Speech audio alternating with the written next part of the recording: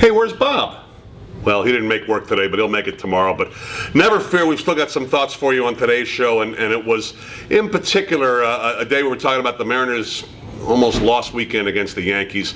You know, it's 22 times now in Felix Hernandez's career.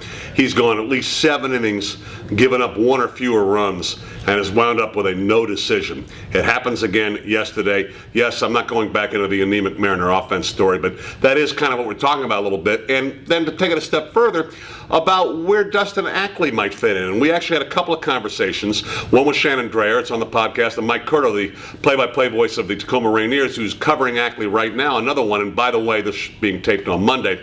Ackley's not about to be called up, or if he is, he's going to be getting on a plane in Las Vegas. He flew down with the Rainiers to go to Vegas, but is hitting over 400 at this point down there. And you know, you're never really that worried about his batting average as much as you were him getting himself sort of squared away. And I don't think you'd normally say, well, 10 games is enough, but you have a different circumstance going on with the Mariners right now, and it's why I expect that maybe in the next couple of days you'll see him play some at first base, because that's really where the Mariners need some help right now. Now, we haven't heard yet today. I'm hoping you're going to hear some good news about, well, Kendrys Morales, who has hurt his backside playing first base. Mike Morse, who they also thought could play first base, but hasn't been ready to come back yet. The injuries to those guys have been known, and really the Mariners found themselves in a really weird situation. Remember during the year we talked about the offseason, how many guys they were getting that seemingly were to play the same position, first base? Well, now they're at a point where they're running short. Ackley is a guy who has played first base for him a little bit, actually did in his first year a little bit,